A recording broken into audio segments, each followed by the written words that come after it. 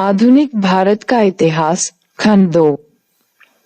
उपनिवेशवाद का द्वितीय चरण, औद्योगिक चरण, 1813-1858। उद्देश्य भारत को विनिर्मित उत्पादों के आयातक तथा कच्चे माल के निर्यातक के रूप में परिवर्तित करना।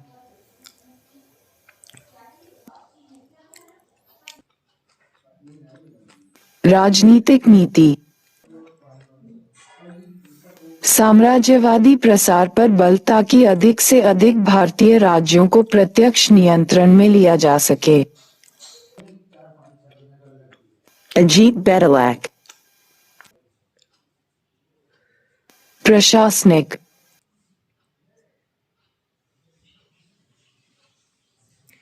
नीति।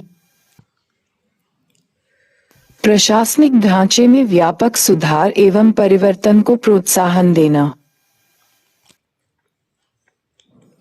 आर्थिक नीति।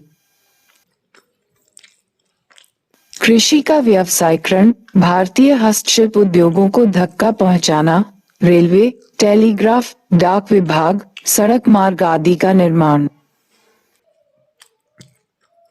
सामाजिक।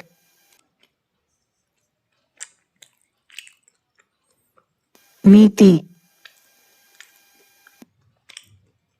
समाज सुधार के लिए विधि निर्माण करना तथा अंग्रेजी शिक्षा के माध्यम से नए सामाजिक वर्गों को जन्म देना। सांस्कृतिक नीति। उदारवादी तथा उपयोगितावादी विचारधारा की प्रगति तथा भारत पर उसका प्रभाव।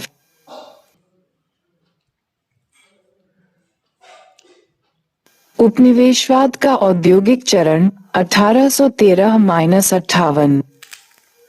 यह वह काल था जब ब्रिटेन में औद्योगिक क्रांति की शुरुआत हो चुकी थी तथा लंदन, मैनचेस्टर, बर्मिंघम, ग्लासगो आदि शहर महत्वपूर्ण औद्योगिक क्षेत्र के रूप में विकसित हो चुके थे। इसी क्रम में एक शक्तिशाली औद्योगिक पूंजीपति वर्ग अस्तित्व में आया और वह सरकार की नीति को प्रभावित करने लगा। उस वर्ग के दबाव में 1813 का अधिनियम प्रभाव में लाया गया। इसके तहत भारत का दरवाजा ब्रिटिश विनिर्मित वस्तुओं के लिए खोल दिया गया और ब्रिटिश कंपनी से अपेक्षा की गई कि वह भारत का प्रशासन संभाले तथा भारत में ब्रिटिश वस्तुओं के बाजार के विकास हेतु काम करे। फिर यही समय था कि ब्रिटिश उद्योगों के लिए कच्चे माल और ब्रिटिश नगरीय जनसंख्या के लिए अनाज की आवश्यकता महसूस हुई। इस कारण भारत से कच्चे माल का निर्यात होने लगा। इस तरह कुल मिलाकर भारत विनिर्मित वस्तुओं का आयातक व कच्चे माल के निर्यातक के रूप में परिवर्तित हो गया।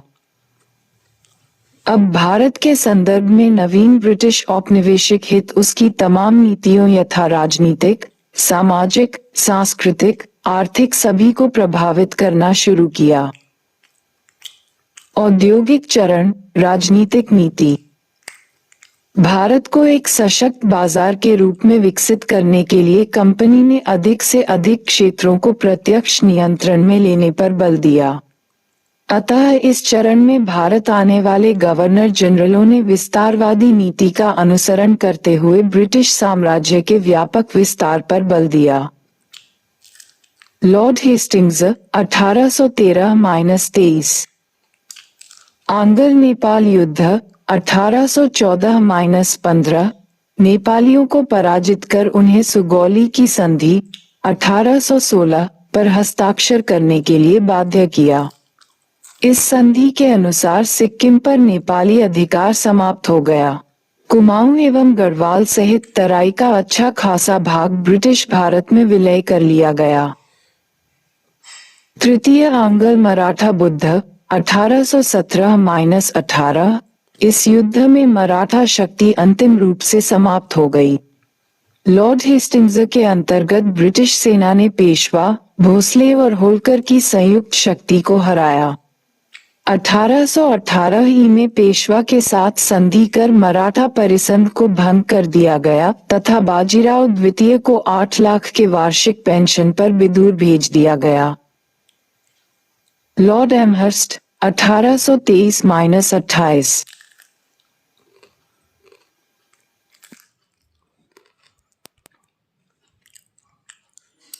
इसके शासनकाल में प्रथम आंग्ल बर्मा युद्ध 1824-26 घटित हुआ, जिसमें कंपनी ने बर्मा को हराकर उसके साथ यान्दोबो की संधि 24 फरवरी 1826 की। यान्दोबो की संधि के आधार पर कंपनी ने बर्मा से बहुत सी रियायतों की मांग की। William Bentinck 1828-35। बेंटिक ने साम्राज्यवादी प्रसार एवं विलय की नीति जारी रखते हुए 1830 ई में कछार, 1831 ई में मैसूर, 1834 ई में कुर्ग तथा 1835 ई में जितिया को साम्राज्य में मिला लिया।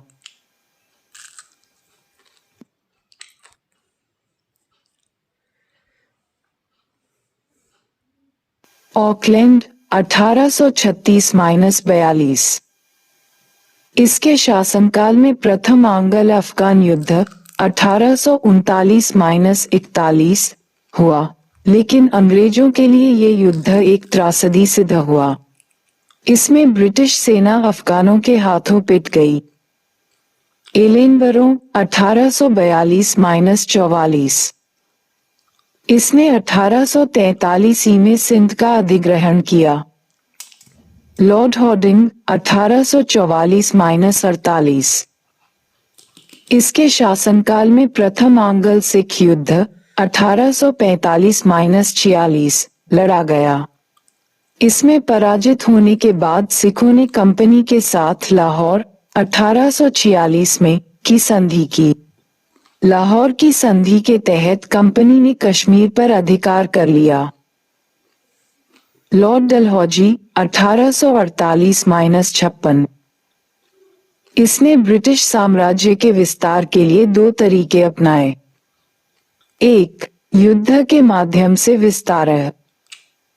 द्वितीय आंग्ल सिख युद्ध 1849 के बाद पंजाब पर अधिकार कर लिया। सिक्किम का अधिग्रहण 1850। द्वितीय आंग्ल बर्मा युद्ध के द्वारा 1852 ई में लोअर बर्मा अथवा पेगू को ब्रिटिश साम्राज्य में मिला लिया गया। 1853 ई में बरार के कपास उत्पादक क्षेत्र को निजाम से छीन लिया। 2. विचारधारा के माध्यम से। व्यपगत का सिद्धांत वे राज्य जो ब्रिटिश सनद द्वारा निर्मित किए गए थे, उन्हें अपने उत्तराधिकारी के चयन के लिए गोद लेने का अधिकार नहीं प्रदान किया गया। इन राज्यों पर लॉर्ड डलहौजी ने अत्यंत निर्ममता से व्यपगत सिद्धांत डॉक्ट्रिन ऑफ लैप्स लागू किया। इस नीति के तहत सतारा, जैतपुर, संभलपुर, बघाट, उदयपुर, झांसी तथा नागपुर का ब्रिटिश साम्राज्य में विलय कर लिया गया। कुशासन के आधार पर 1856 ई में अवध का विलय। प्रश्न: 19वीं सदी के पूर्वार्ध में भारतीय राज्यों के संबंध में ब्रिटिश कंपनी की नीति ब्रिटिश औद्योगिक पूंजीवाद के हित से प्रेरित थी। परीक्षण कीजिए। उत्तर: 19वीं सदी में ब्रिटिश औद्योगिक पूंजीवाद के विकास ने भारतीय राज्यों के संबंध में ब्रिटिश नीति में व्यापक परिवर्तन ला दिया। चूंकि अब ब्रिटिश औद्योगिक पूंजीवाद के हित में भारत का विकास ब्रिटिश वस्तुओं के बाजार के रूप में किया जाना था, इसलिए अधिक से अधिक भारतीय राज्यों को प्रत्यक्ष नियंत्रण में लेना आवश्यक था। यह एक प्रमुख कारण था कि इस काल में लॉर्ड हेस्टिंग्स से डलहौजी तक जितने भी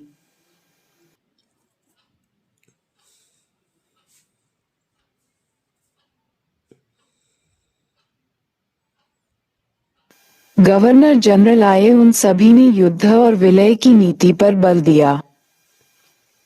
लॉर्ड हेस्टिंग्स ने आंग्ल नेपाल युद्ध के पश्चात नेपाल से एक बड़ा भूभाग प्राप्त कर लिया। उसी प्रकार लॉर्ड एमहर्स्ट ने प्रथम आंग्ल बर्मा युद्ध के पश्चात बर्मा से कुछ भूभाग प्राप्त कर लिया, तो डलहौजी ने आगे संपूर्ण बर्मा का ही विलय कर लिया। आगे ऑकलैंड एलनाबोरो और हॉर्डिंग सभी ने युद्ध और विलय की नीति जारी रखी। फिर डलहौजी ने इस नीति को सर्वोच्च शिखर पर पहुंचा दिया जब उसने युद्ध और विचारधारा का सहारा लेकर पंजाब से अवध तक ब्रिटिश भारत के मानचित्र को शीघ्रता से बदल दिया। इस प्रकार ब्रिटिश औद्योगिक पूंजीवाद और ब्रिटिश साम्राज्यवाद के बीच सीधा संबंध था। प्रश्न: जहां डलहौजी के पूर्वजों का उद्देश्य जहां तक संभव हो सके भारतीय राज्यों के विलय को टालना था, वहीं डलहौजी ने युद्ध एवं विलय के कोई भी अवसर को नहीं छोड़ा। परीक्षण कीजिए। उत्तर: भारतीय राज्यों के संदर्भ में डलहौजी तथा उसके पूर्वजों के बीच नीतियों के अंतर को बदलते हुए ब्रिटिश औपनिवेशिक हित के संदर्भ में समझने की जरूरत है। 18वीं सदी तक भारत के संदर्भ में ब्रिटिश नीति वाणिज्यिक पूंजीवाद से प्रेरित रही थी। इस काल में भारत के संदर्भ में ब्रिटिश हित व्यापार में निवेश तक सीमित था। इसलिए कंपनी का उद्देश्य था जहां तक संभव हो सके भारतीय राज्यों के साथ युद्ध और विलय को टालना। परंतु 19वीं सदी में भारतीय राज्यों के संदर्भ में ब्रिटिश कंपनी की नीति औद्योगिक पूंजीवाद के हित से प्रेरित हो रही थी।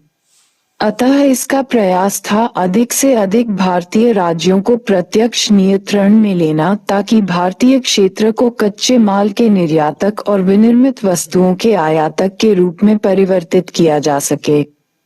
इसलिए इस काल में जो भी ब्रिटिश प्रशासक आए उन्होंने युद्ध और विलय की नीति पर बल दिया। लॉर्ड डलहौजी के काल में इस नीति का चरमोत्कर्ष देखा जा सकता था।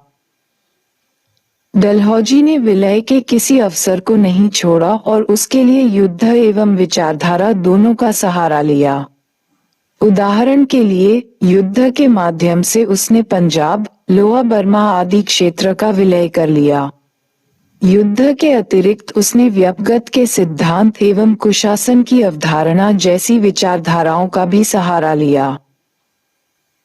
व्यक्तिगत के सिद्धांत के आधार पर उसने सतारा, संबलपुर, झांसी, नागपुर अर्थात कुल 7 राज्यों को मिलाया। वहीं अवध के आर्थिक और सामरिक महत्व को देखते हुए कुशासन की अवधारणा के आधार पर उसका विलय किया। प्रश्न है: डलहौजी ने ब्रिटिश भारत के मानचित्र को इतनी शीघ्रता से बदल दिया जो केवल युद्ध के माध्यम से संभव नहीं हो पाता। परीक्षण कीजिए। औद्योगिक चरण, प्रशासनिक नीति, कानून व्यवस्था का सुदृढ़ीकरण। ब्रिटिश विनिर्मित वस्तुओं के लिए भारत को बाजार के रूप में विकसित करने हेतु कंपनी ने प्रशासनिक सुधारों पर विशेष बल दिया। लॉर्ड हेस्टिंग्स ने 1816-17 ई में पिंडारियों का दमन किया। पिंडारी लूटपाट करने वाले लोगों का गिरोह था। इसमें हिंदू एवं मुसलमान दोनों शामिल थे। ये मराठों की सेना में सहायक के रूप में कार्य करते थे। विलियम बेटिक ने ठगी के अंत के लिए कर्नल स्लीमैन को नियुक्त किया। न्यायिक सुधार। उपयोगितावादी विचारधारा का प्रभाव न्यायिक सुधारों पर भी पड़ने लगा। इसी क्रम में बेंथम ने भारतीय न्याय व्यवस्था प्रणाली में व्याप्त मूलभूत खामियों की ओर ब्रिटिश सरकार का ध्यान आकर्षित किया। विधि के संहिताकरण के लिए 1833 ई के चार्टर अधिनियम में एक विधि सदस्य की नियुक्ति का प्रावधान किया गया। परिणामस्वरूप मैकॉले संहिता का निर्माण हुआ, जिसे 1857 के विद्रोह के बाद लागू किया गया। फिर इंडियन सिविल कोड और भारतीय दंड संहिता क्रमशः 1859 और 1860 में अस्तित्व में आए। उच्च न्यायालय अधिनियम 1861 के द्वारा पुराने सुप्रीम कोर्ट और सदर दीवानी व निजामत अदालतों को समाप्त कर कलकत्ता, मद्रास तथा बंबई में उच्च न्यायालयों की स्थापना की गई। भू राजस्व संबंधी सुधार। इस काल तक ब्रिटिश पूंजीपति वर्ग और भारतीय सरकार के मध्य भी द्वंद्व की स्थिति उत्पन्न हो गई। जहां ब्रिटिश पूंजीपति वर्ग ने ब्रिटिश वस्तुओं की खरीद के लिए भारतीय क्रय शक्ति क्षमता को दृष्टिगत रखते हुए भू राजस्व की दर कम रखने का समर्थन किया, वहीं ब्रिटिश भारत सरकार की भी अपनी मजबूरियां थीं। इसलिए अंत में भारतीय सरकार ने व्यापक विचार विमर्श के बाद जमींदारों की भूमिका को समाप्त करने का निर्णय लिया। इसके अतिरिक्त डेविड रिकार्डो के लगान सिद्धांत में भी जमींदार को परजीवी मानकर उत्पादन में उनके महत्व को नकार दिया गया था। अतः रैयतवाड़ी और महालवाड़ी भू राजस्व व्यवस्था में सीधे काश्तकारों एवं ग्राम समूहों से भू राजस्व वसूल करने की व्यवस्था की गई और जमींदारों एवं मध्यस्थों को इससे बाहर रखने का प्रयास किया गया। रैयतवाड़ी व्यवस्था यह मद्रास एवं बम्बई प्रेसिडेंसी तथा कुछ अन्य भागों में लागू हुई थी। इसके अंतर्गत ब्रिटिश भारत का 51% भाग सम्मिलित था। प्रत्येक पंजीकृत किसान को भूमि का स्वामी मान लिया गया तथा उसके साथ व्यक्तिगत स्तर पर भू राजस्व समझौता किया गया था। यहाँ भी भूमि को विक्रय योग्य बना दिया गया। सामुदायिक संपत्ति अर्थात चरागाह भूमि, बंजर भूमि, सिंचाई भूमि, जंगल आदि को किसान की जगह सरकार के स्वामित्व में रख दिया गया। किसानों के साथ भू राजस्व का प्रबंधन स्थायी रूप में न करके अस्थायी रूप में किया गया।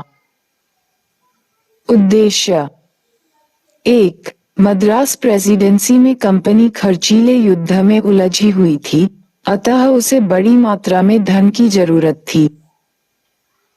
2. कंपनी स्थायी बंदोबस्त के कारण कृषि उत्पादन के भावी लाभ से वंचित हो रही थी, इसलिए स्थायी बंदोबस्त व्यवस्था से कंपनी का मोहभंग हो गया था। 3. पश्चिम भारत एवं दक्षिण भारत में जमींदार वर्ग जैसा कोई स्पष्ट वर्ग नहीं था। प्रभाव 1. रैयतवाड़ी व्यवस्था में रैयतों की सुरक्षा से संबंधित उद्देश्य पूर्ण नहीं हो सका, क्योंकि इन क्षेत्रों में कई जमींदारों के स्थान पर स्वयं सरकार एक बड़े तथा शोषक जमींदार के रूप में स्थापित हो गई। 2. भू राजस्व की एक बड़ी रकम को चुकता करने के लिए किसान महाजनों से कर्ज लेने को विवश हुए, अतः ग्रामीण ऋणग्रस्तता इस क्षेत्र में एक बड़ी समस्या के रूप में उत्पन्न हुई। महालवाड़ी व्यवस्था यह व्यवस्था उत्तर भारत एवं उत्तर पश्चिमी क्षेत्र में लागू की गई। इस व्यवस्था में कुल भूभाग का 30% भाग सम्मिलित था। इस व्यवस्था के अंतर्गत भू राजस्व का प्रबंधन गांव अथवा महाल के साथ किया गया। सामान्यतः भू राजस्व की वसूली मुकद्दम गांव का मुखिया के माध्यम से की जाती थी। इसमें निजी उत्तरदायित्व का भी प्रावधान था, अर्थात अगर कोई किसान अपने हिस्से का भू राजस्व देने में असमर्थ हो तो उसकी भूमि महाल अधिग्रहित कर सकता था। रैयतवाड़ी व्यवस्था की तरह ही इस व्यवस्था में भू राजस्व का प्रबंधन स्थायी रूप में न करके अस्थायी रूप में किया गया था। उद्देश्य 1. बढ़ते हुए ब्रिटिश साम्राज्य के खर्च को पूरा करने के लिए धन की जरूरत थी। 2. ब्रिटिश उद्योगों में निवेश करने के लिए बड़ी मात्रा में धन की जरूरत थी। प्रभाव इस प्रणाली में भू राजस्व की दर अत्यधिक रखी गई थी। अवध के किसानों में इसे लेकर गहरा असंतोष था और यही असंतोष 1857 के विद्रोह के समय हिंसक कृषक विद्रोह के रूप में फूट पड़ा। प्रश्न 19वीं सदी में ब्रिटिश भारत की प्रशासनिक संरचना औद्योगिक पूंजीवाद के हित से प्रेरित रहा था। इस कथन का परीक्षण कीजिए। उत्तर 19वीं सदी के भारत को ब्रिटिश औपनिवेशिक हित में विनिर्मित वस्तुओं के बड़े बाजार के रूप में विकसित किया जाना था। इस उद्देश्य को प्राप्त करने के लिए ब्रिटिश भारत की प्रशासनिक संरचना में व्यापक सुधार एवं परिवर्तन करना आवश्यक था। इसलिए इस काल में कंपनी की सरकार के द्वारा बेहतर कानून व्यवस्था, सक्षम न्याय व्यवस्था एवं भू राजस्व व्यवस्था में सुधार के लिए कदम उठाए गए। कानून व्यवस्था के मार्ग में एक बड़ी चुनौती थी पिंडारी, लुटेरे एवं राजनी करने वाले ठग। अतः लॉर्ड हेस्टिंग्स एवं विलियम बेंटिंक ने क्रमशः पिंडारियों और ठगों के दमन के लिए कदम उठाए। न्याय व्यवस्था, बाजार के विकास के लिए विधियों का संहिताकरण एवं सक्षम न्यायालय की स्थापना करना आवश्यक था। इसलिए इस काल में मैकॉले संहिता का निर्माण हुआ और 1861 के उच्च न्यायालय अधिनियम के आधार पर प्रेसिडेंसी नगरों में हाई कोर्ट की स्थापना हुई। भू राजस्व व्यवस्था, किसानों पर दबाव कम हो तथा सरकार को अधिक राजस्व प्राप्त हो सके, इस लक्ष्य को ध्यान में रखकर नई भू राजस्व व्यवस्था के रूप में रैयतवाड़ी और महालवाड़ी व्यवस्था लाई गई, जिनसे जमींदारों को पृथक रखा गया। रैयतवाड़ी में किसानों के साथ तथा महालवाड़ी में गांव तथा महाल के रूप में भू राजस्व का प्रबंधन किया गया। इस प्रकार हम देखते हैं कि ब्रिटिश औद्योगिक पूंजीवाद ने प्रशासन के स्वरूप में परिवर्तन ला दिया। प्रश्न: 19वीं सदी में ब्रिटिश भारत में किए जाने वाले न्यायिक क्षेत्र में सुधार कहां तक बेंथमवादी विचारों से प्रेरित था, इस मत का परीक्षण कीजिए। उत्तर: 19वीं सदी के ब्रिटिश चिंतक जेरेमी बेंथम के विचार ने भारतीय न्याय व्यवस्था को प्रभावित किया। बेंथम ने न्याय व्यवस्था की निम्नलिखित कमजोरियों को उद्घाटित किया। अधिकांश कानूनों का अलिखित होना, क्षेत्र के अनुसार कानूनों में बदलाव अर्थात कानूनों का मानकीकरण नहीं होना, बंदी प्रत्यक्षीकरण जैसी व्यवस्था का अभाव।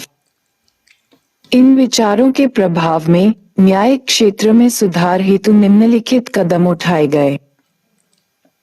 1. 1813 के चार्टर के आधार पर गवर्नर जनरल के विधि सदस्य के रूप में लॉर्ड मैकॉले की नियुक्ति हुई और उसे विधियों के संहिताकरण का कार्य दिया गया।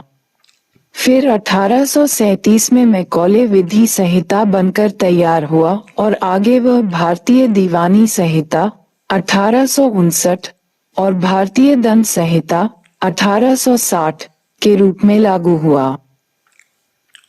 2. भारत में न्यायिक द्वैतपरता को समाप्त करने के क्रम में सदर अदालत और सुप्रीम कोर्ट को समाप्त कर दिया गया तथा 1861 के हाई कोर्ट एक्ट के आधार पर प्रेसिडेंसी नगरों में हाई कोर्ट की स्थापना की गई। परंतु गहराई से परीक्षण करने पर हमें ये ज्ञात होता है कि बथमवादी विचारधारा से अधिक न्यायिक सुधार की उत्प्रेरणा देने वाला रहा था ब्रिटिश औद्योगिक पूंजीवाद, जो भारत को ब्रिटिश विनिर्मित वस्तुओं के बाजार के रूप में विकसित करने के लिए प्रतिबद्ध था। प्रश्न: रैयतवाड़ी और महालवाड़ी व्यवस्था ने भारत के ग्रामीण जीवन पर क्या प्रभाव डाला? उत्तर: अगर हम रैयतवाड़ी और महालवाड़ी व्यवस्था का मूल्यांकन करते हैं तो हमें ये ज्ञात होता है कि ये व्यवस्था लगभग पूरी तरह ब्रिटिश हित में लाई गई थी तथा भारत के ग्रामीण जीवन के अनुकूल नहीं थी। इसलिए ग्रामीण जीवन पर इसका निम्नलिखित नकारात्मक प्रभाव देखा गया। 1. किसानों पर दोनों व्यवस्थाओं में भू राजस्व की दर अधिकतम रूप में निर्धारित की गई थी। इस कारण किसानों की क्रय शक्ति में ह्रास की शुरुआत हुई, जिसके फलस्वरूप ग्रामीण गरीबी एवं ऋणग्रस्तता की स्थिति बनी रही। 2. भूमि में निजी स्वामित्व को आरोपित करने और उसे विक्रय योग्य बनाने के कारण भूमि के विखंडन फ्रैगमेंटेशन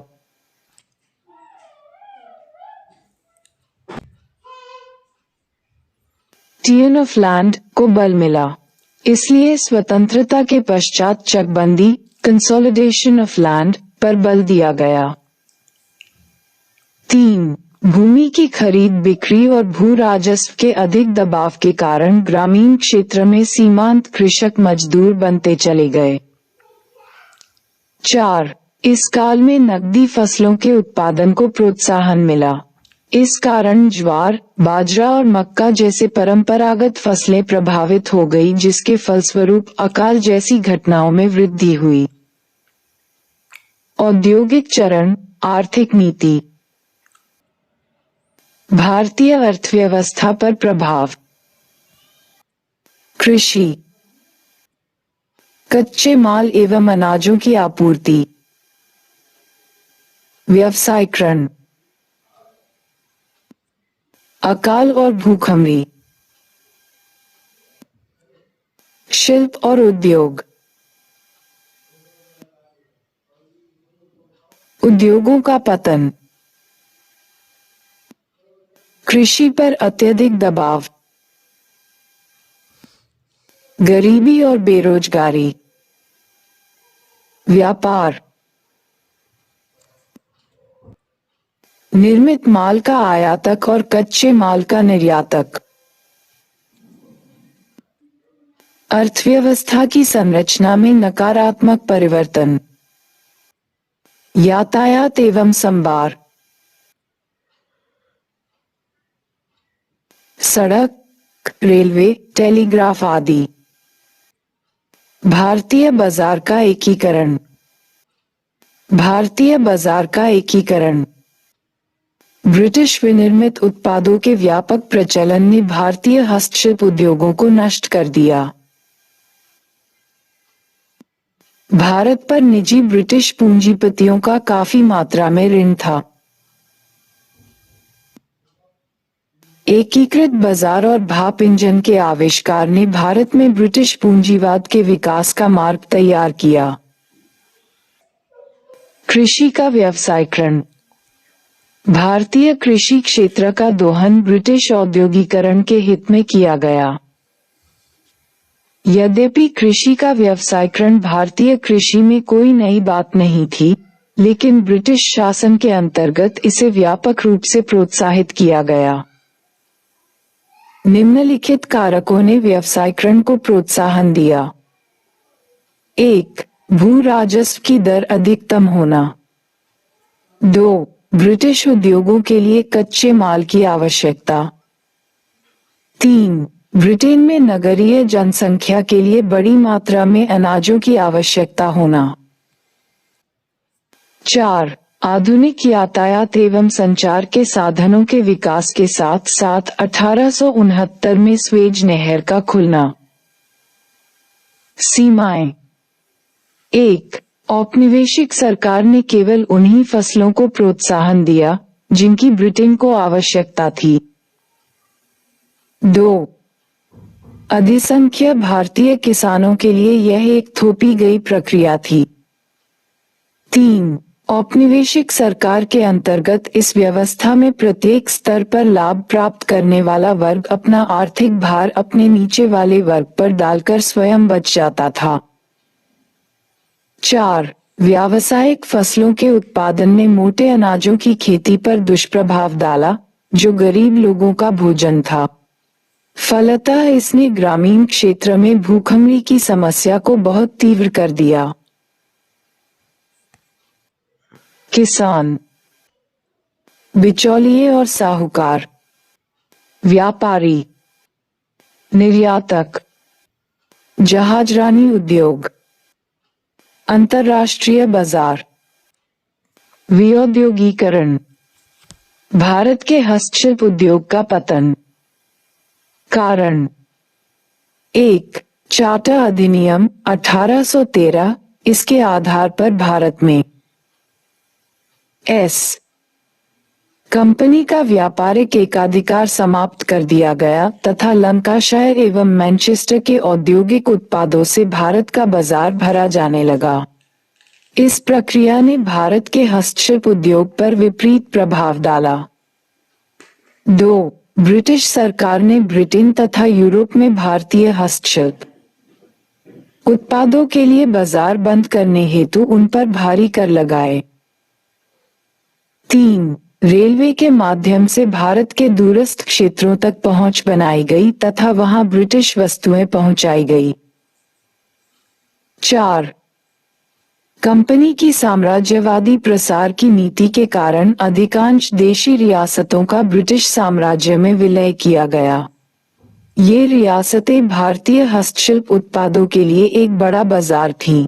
विलय नीति के परिणामस्वरूप भारतीय हस्तशिल्प उद्योगों ने अपना आंतरिक बाजार भी खो दिया। 5. ब्रिटिश की शैक्षणिक सामाजिक नीति ने भारत में एक ऐसा वर्ग पैदा किया जिसकी रुचि ब्रिटिश वस्तुओं के प्रति थी। प्रभाव: ब्रिटिश ने भारत के परंपरागत ढांचे को तोड़ दिया, किंतु उसकी जगह आधुनिक उद्योगों के निर्माण के द्वारा इसकी क्षतिपूर्ति नहीं की जा सकी। परिणामतः कृषि एवं उद्योगों के मध्य संतुलन बिगड़ जाने से कृषि पर अधिकाधिक लोगों की निर्भरता बढ़ गई। अतः भारत में ग्रामीण गरीबी एवं ऋणग्रस्तता को बल मिला। आधुनिक यातायात एवं संचार व्यवस्था। रेलवे। उद्देश्य: 1. भारत में दूरस्थ क्षेत्रों तक ब्रिटिश वस्तुओं को पहुंचाना। 2. भारत के दूरस्थ क्षेत्रों से कच्चे माल की प्राप्ति। 3. रेलवे निर्माण के माध्यम से भारत में ब्रिटिश पूंजीपतियों को सुरक्षित पूंजी निवेश की गारंटी देना। 4. ब्रिटेन स्थित लौह और इस्पात उद्योग के लिए भारत में बाजार बनाना। 5. भारत के दूरस्थ क्षेत्रों में सैनिकों को शीघ्रता से पहुंचाना। सकारात्मक पक्ष है: 1. भारतीय बाजार का एकीकरण हुआ। 2. रेलवे इंजन के कारण आधुनिक फैक्ट्री प्रणाली की शुरुआत हुई। 3. रेलवे एवं यातायात के साधनों के विकास के फलस्वरूप भारत में दूर दराज के क्षेत्रों का आपस में जुड़ाव हुआ, जिसके कारण अनजाने में ही भारत में राजनीतिक एकीकरण को बल मिला। नकारात्मक पक्ष: 1. गृहव्यय की राशि में वृद्धि होने के कारण इसने भारतीय राजकोष पर विपरीत प्रभाव डाला। 2. रेलवे के लिए निर्माण सामग्री सीधे ब्रिटेन से आयातित होने के कारण यह औद्योगिकरण को प्रोत्साहन नहीं दे सका, बल्कि इसने कच्चे माल के निर्यात और तैयार माल के आयात को प्रोत्साहन देकर हस्तशिल्प उद्योग को पतन की स्थिति में पहुंचाया, अर्थात विऔद्योगीकरण को प्रोत्साहन दिया। 3. इसने भारत से अनाज के निर्यात को प्रोत्साहन देकर अकाल की तीव्रता को बढ़ा दिया। अकाल कारण: 1. भू राजस्व की रकम अधिकतम निर्धारित होने के कारण। किसानों की क्रय शक्ति कम हो गई, जिसके कारण वे जरूरत के समय भी अनाजों को खरीद कर नहीं खा सकते थे। 2. व्यावसायिक फसलों की खेती के कारण मोटे अनाजों के उत्पादन में गिरावट आई, जो गरीबों का आहार था। 3. कृषि पर जनसंख्या का बोझ बढ़ा। 4. रेलवे ने मोटे अनाजों की जगह व्यावसायिक फसलों की खेती को प्रोत्साहन दिया, क्योंकि रेलवे के माध्यम से निर्यात की जाने वाली फसलों का संग्रह करना आसान हो गया। 5. भारत में अनाजों की कमी के समय भी ब्रिटिश के द्वारा भारत से बाहर लगातार अनाजों का निर्यात किया जाता रहा। धन की निकासी। धन की निकासी के स्वरूप: प्रकृति में परिवर्तन। कंपनी ने निरंतर राजस्व खाते से प्राप्त रकम का व्यापारिक खाते में उपयोग किया। ये स्थिति 1813 ही तक बनी रही। फिर 1813 ही के चार्टर के आधार पर कंपनी के राजस्व खाते एवं व्यापारिक खाते दोनों को एक दूसरे से अलग कर दिया गया। अतः 1813 के बाद धन की निकासी ने अपना रूप परिवर्तित कर लिया। इस चरण में अपना व्यापारिक अधिकार खोने के बाद कंपनी के समक्ष अपने शेयरधारकों को मुनाफा देने की समस्या उपस्थित हुई। कंपनी ने इस समस्या के समाधान के लिए कृषि उत्पादों के निर्यात, विशेष रूप से चीन में अफीम को प्रोत्साहन दिया। जब चीन ने अफीम के व्यापार को रोकने की कोशिश की तो ब्रिटेन व चीन के मध्य अफीम युद्ध शुरू हो गया। प्रश्न: कृषि के व्यावसायीकरण से क्या तात्पर्य है? इसने किस प्रकार भारत में अकाल, गरीबी एवं ऋणग्रस्तता जैसी घटनाओं को प्रोत्साहन दिया? स्पष्ट कीजिए। उत्तर: कृषि के व्यावसायीकरण से तात्पर्य है खेती में परंपरागत फसलों की जगह नकदी फसलों की खेती पर बल देना।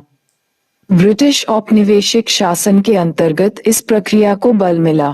ब्रिटिश सरकार ने उन उत्पादों पर बल दिया जिनसे स्वयं सरकार को फायदा था, उदाहरण के लिए कपास, नील, अफीम, गन्ने, गेहूं, दलहन, चावल, जूट आदि।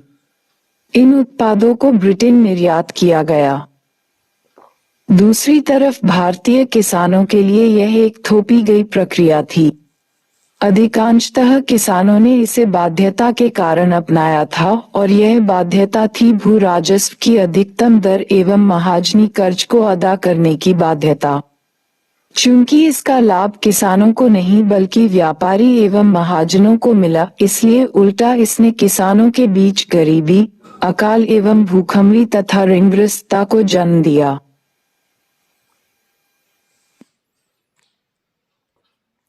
गरीबी, भू राजस्व की दर के दबाव के कारण प्रति व्यक्ति आय में गिरावट तथा व्यावसायिक खेती में अधिक निवेश होने और कम लाभ मिलने के कारण ग्रामीण गरीबी एक आम घटना हो गई। अकाल, नकदी फसलों की खेती के कारण मोटे अनाजों के उत्पादन को धक्का लगा जिसके कारण अकाल एवं भूखमरी की घटना बढ़ गई। ग्रामीण ऋणग्रस्तता, नकदी फसलों की खेती में अधिक निवेश करने की जरूरत होती है, इसके लिए किसानों को महाजनी कर्ज लेना होता। वहीं दूसरी तरफ इसका अपेक्षित लाभ किसानों को नहीं मिल पाता, अतः किसान महाजनी कर्ज चुकाने में असमर्थ हो जाते और कर्ज में फंस जाते। प्रश्न: परीक्षण कीजिए कि औपनिवेशिक भारत में पारंपरिक कारीगरी उद्योग के पतन ने किस प्रकार ग्रामीण अर्थव्यवस्था को अपंग बना दिया। यूपीएससी 2016। उत्तर: 18वीं सदी तक भारतीय अर्थव्यवस्था कृषि एवं कारीगरी उद्योग के उचित संतुलन पर आधारित थी। भारत एक समृद्ध कृषि आधार के साथ साथ भारतीय कारीगरी उद्योगों के लिए एक बड़ा निर्यात बाजार भी था। यही वजह है कि भारत की अर्थव्यवस्था समृद्ध अवस्था में थी। भारत के कारीगरी उद्योग अथवा दस्तकारी दो समूहों में विभाजित थे। 1. नगरीय दस्तकारी, यह विश्व मानक स्तर का उत्पादन करती। भारत के सूती वस्त्र उद्योग, मलमल उद्योग, रेशम उद्योग, लौह उद्योग, ये सभी विश्व प्रसिद्ध थे। नगरीय दस्तकारी में श्रम की जरूरत को पूरा करने के लिए ग्रामीण शिल्पियों को भी लगाया जाता। इससे ग्रामीण अर्थव्यवस्था को भी फायदा होता। 2. ग्रामीण दस्तकारी, यह ग्रामीण अर्थव्यवस्था की रीढ़ थी। इससे निम्नलिखित रूप में फायदा होता। ग्रामीण शिल्पी अतिरिक्त समय में नगरीय दस्तकारी के रूप में काम करते। किसान खेती से बचे हुए समय में कारीगरी उत्पादन में लगाते। महिलाएं भी सूत की कटाई एवं बुनाई करती। परंतु ब्रिटिश व्यापार एवं उद्योग नीति के परिणामस्वरूप ग्रामीण तथा नगरीय कारीगरी दोनों का पतन हो गया। इसके कारण न केवल किसान अतिरिक्त आमदनी से वंचित रहे बल्कि आधुनिक उद्योगों की स्थापना न होने के कारण कारीगरी कृषि की ओर मुड़ गई तथा कृषि पर जनसंख्या का अधिभार बढ़ गया। Practice work. प्रश्न: 19वीं सदी के भारत में ब्रिटिश कंपनी के द्वारा अपनाई गई आर्थिक नीति का प्रभाव पूंजीवादी रूपांतरण था अथवा औपनिवेशीकरण। अपने मत के पक्ष में उत्तर दीजिए। प्रश्न: यूरोप के विपरीत जहां रेलवे ने औद्योगिकरण में अपनी भूमिका निभाई थी, भारत में रेलवे ने विऔद्योगिकरण में अपना योगदान दिया। इस कथन का परीक्षण कीजिए। सामाजिक नीति। औपनिवेशिक सरकार केवल संबंधित देश की अर्थव्यवस्था का दोहन ही नहीं करती बल्कि उसके समाज एवं संस्कृति को भी प्रभावित करती है। ब्रिटिश औद्योगिक पूंजीवाद ने भारत की सामाजिक संरचना में सुधार एवं परिवर्तन पर बल दिया। इसके पीछे उद्देश्य ये था कि सुधार और परिवर्तन के पश्चात भारत ब्रिटिश विनिर्मित वस्तुओं के लिए एक बेहतर बाजार की भूमिका निभाएगा। ब्रिटिश का विश्वास था कि समाज सुधार के परिणामस्वरूप भारतीय समाज परंपरागत ढांचे से बाहर निकलकर अंग्रेजी शिक्षा को स्वीकार करेगा। फिर अंग्रेजी शिक्षा भारतीयों के ऐसे वर्ग को जन्म देती जिसकी रुचि ब्रिटिश वस्तुओं में होती। इसके अतिरिक्त समाज सुधार के पीछे एक दूसरा कारक ब्रिटिश चिंतकों के प्रभाव को माना जाता है। ब्रिटिश उदारवादी चिंतक भारत में सुधार और परिवर्तन की मांग कर रहे थे तथा भारतीयों को सभ्य बनाने का दावा करते रहे थे। उदाहरण के लिए सती प्रथा उन्मूलन कानून 1829-30, शिशु हत्या को रोकने वाले कानूनों को 1830 के दशक में कड़ाई से लागू किया गया।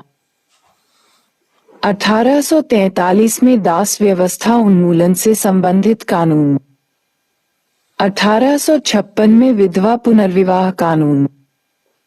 सांस्कृतिक नीति, अंग्रेजी शिक्षा अथवा मैकॉले शिक्षा पद्धति।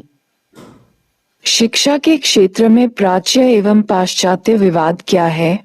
उसके निम्नलिखित आधार थे। 1, 2, शिक्षा का आधार क्या हो? शिक्षा का माध्यम क्या हो? प्रथम मुद्दे पर कोई बड़ा विवाद नहीं था बल्कि दूसरे मुद्दे पर विवाद बना हुआ था।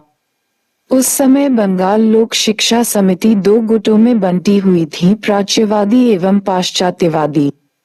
प्राच्यवादी चाहते थे कि भारतीयों को उनकी क्लासिकल भाषा में शिक्षा दी जाए, तभी वे पश्चिमी ज्ञान विज्ञान की शिक्षा को स्वीकार करेंगे। दूसरी तरफ पाश्चात्यवादी अंग्रेजी भाषा में शिक्षा देने के पक्षपाती थे। जब लॉर्ड मैकॉले बंगाल लोक शिक्षा समिति का अध्यक्ष बना तो स्वाभाविक रूप में जीत पाश्चात्यवादियों की हो गई।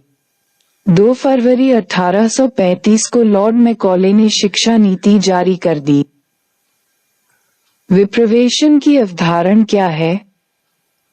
ब्रिटिश एक बड़ी जनसंख्या को अंग्रेजी शिक्षा प्रदान नहीं कर सकते थे, इसलिए मैकॉले ने एक योजना रखी कि पहले मुट्ठी भर भारतीय अंग्रेजी भाषा के माध्यम से आधुनिक ज्ञान विज्ञान की शिक्षा प्राप्त करेंगे और फिर भारतीय भाषा में उसे शेष भारतीयों तक पहुंचाएंगे, परंतु ये योजना सफल नहीं हो सकी।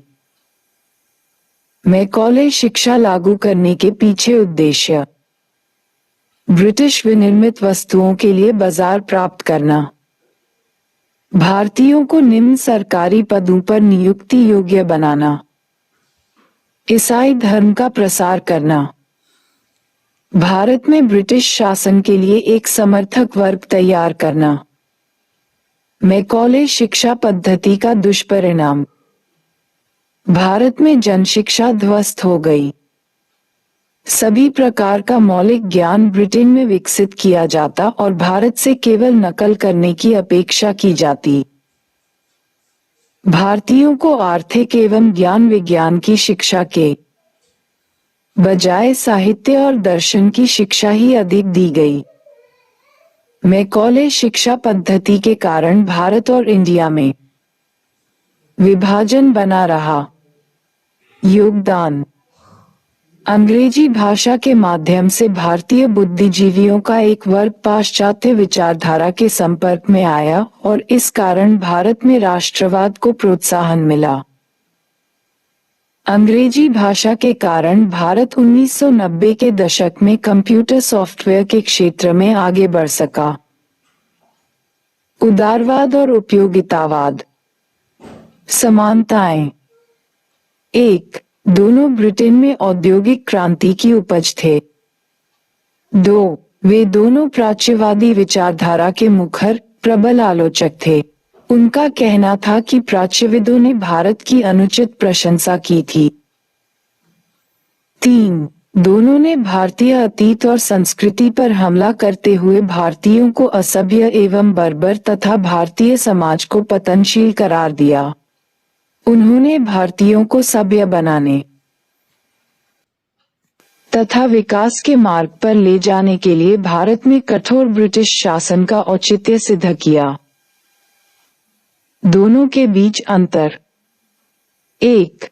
उदारवादियों का मानना था कि यद्यपि भारत इस समय पतन के दौर से गुजर रहा है, लेकिन अंग्रेजी शिक्षा एवं ब्रिटिश राजनीतिक संस्थाओं के माध्यम से भारत को विकास के रास्ते पर ले जाया जा सकता है। भारत में इस दृष्टिकोण का प्रतिनिधित्व लॉर्ड मैकॉले और ट्रेवेनियर कर रहे थे। लेकिन दूसरी ओर जेरेमी बथम जैसे उपयोगितावादियों ने उदारवादियों के मत को नकारते हुए कहा कि भारतीय अपने आप प्रगति नहीं कर सकते हैं, इसलिए भारत में ब्रिटिश सरकार को एक स्कूल मास्टर की भूमिका निभानी चाहिए तथा विधि निर्माण के माध्यम से भारत में विकास को प्रोत्साहन दिया जाना चाहिए। 2. उदारवादियों का मानना था कि विकास के मार्ग पर बढ़ते हुए एक ऐसा समय आएगा जब भारतीय स्वतंत्रता प्राप्त कर लेंगे, लेकिन उपयोगितावादियों ने इस मत को खारिज करते हुए कहा कि ब्रिटिश को ही हमेशा भारतीयों की ओर से भारत के विकास के लिए काम करना चाहिए। उसका ये भी कहना था कि भारतीयों को स्वतंत्रता की नहीं, बल्कि सुख की जरूरत है, जो कि एक प्रभावी सरकार ही प्रदान कर सकती है। इसलिए ब्रिटिश सरकार उसे सुख दे सकती। 3. उदारवादियों का मानना था कि भारत में ब्रिटिश शासन का उद्देश्य भारतीयों को सभ्य बनाना होना चाहिए, अर्थात उन्होंने भारत को सभ्य बनाने के ब्रिटिश मिशन की वकालत की। लेकिन उपयोगितावादियों ने उनके मत को खारिज करते हुए कहा कि भारतीय कभी सभ्य बन ही नहीं सकते। प्रश्न: ब्रिटिश औद्योगिक पूंजीवाद ने भारतीय अर्थव्यवस्था का ही दोहन नहीं किया, अपितु भारतीय समाज एवं संस्कृति के क्षेत्र में भी परिवर्तन की दिशा तय कर दी। टिप्पणी कीजिए। उत्तर: 19वीं सदी में ब्रिटिश औद्योगिक पूंजीवाद ने भारत के संदर्भ में ब्रिटिश नीति को दिशा दी। इसने भारतीय अर्थव्यवस्था के साथ साथ भारतीय समाज और संस्कृति पर भी अपना प्रभाव छोड़ा। ब्रिटिश नीति का उद्देश्य रहा था ब्रिटिश औद्योगिक पूंजीवाद के हित में भारतीय अर्थव्यवस्था का दोहन करना तथा भारत को विनिर्मित वस्तुओं के आयातक एवं कच्चे माल के निर्यातक के रूप में परिवर्तन कर देना। परंतु चूंकि उपनिवेशवाद समाज और संस्कृति पर भी अपना प्रभाव छोड़ता है, इसलिए ब्रिटिश कंपनी ने सामाजिक और सांस्कृतिक क्षेत्र में सुधार के लिए पहल की। इसका मुख्य उद्देश्य रहा था भारत को ब्रिटिश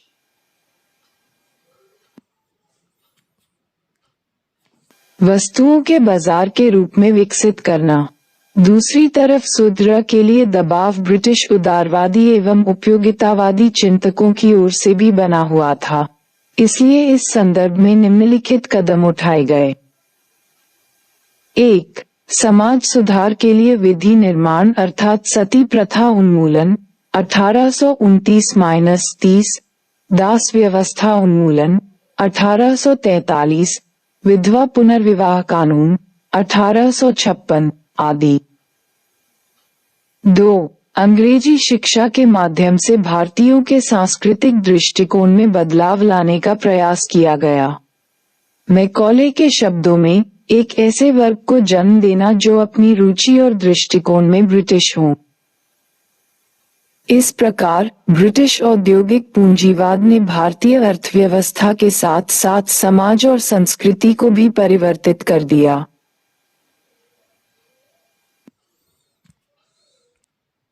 1813 ई का charter act. 1. British east India company का व्यापारिक एकाधिकार समाप्त कर दिया गया। इसका अर्थ था ब्रिटेन के अन्य व्यापारियों को भारत में व्यापार करने की छूट मिल गई।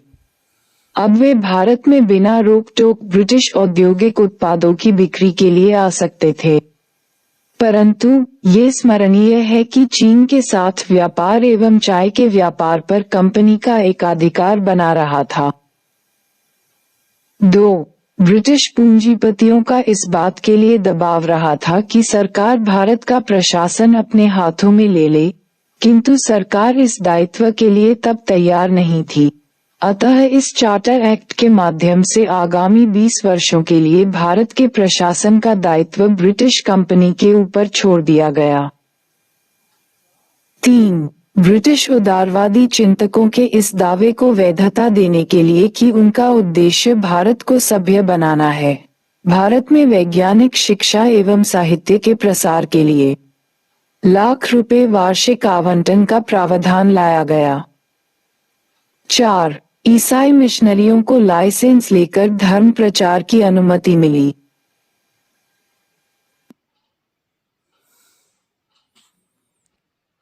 1833 का चार्टर एक्ट। 1. इस एक्ट के तहत बंगाल का गवर्नर जनरल अब भारत का गवर्नर जनरल कहा जाने लगा। इसी आधार पर विलियम बेटिक भारत का प्रथम गवर्नर जनरल बना। 2. इसी चार्टर एक्ट के तहत विधि निर्माण के लिए एक विधि आयोग की स्थापना की गई तथा पहले विधि सदस्य के रूप में लॉर्ड मैकॉले की नियुक्ति हुई। 3. इस एक्ट के तहत भारत में दास प्रथा उन्मूलन की बात की गई।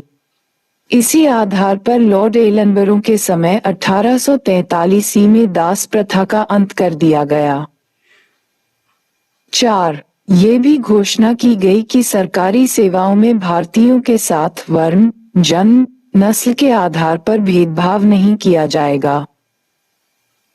1853 का चार्टर एक्ट। 1. भारत का प्रशासन ब्रिटिश कंपनी के अंतर्गत छोड़ दिया गया था, परंतु उसके लिए किसी प्रकार की समय सीमा निर्धारित नहीं की गई थी। 2. इस एक्ट के माध्यम से सिविल सेवा में नियुक्ति का आद्र प्रतियोगिता परीक्षा को बनाया गया। 3. डायरेक्टर्स की संख्या 24 से कम कर 18 कर दी गई। फिर बोर्ड ऑफ डायरेक्टर्स को इस बात की अनुमति दी गई कि वह नई प्रेसिडेंसी का निर्माण अथवा उनकी सीमाओं में परिवर्तन कर सके।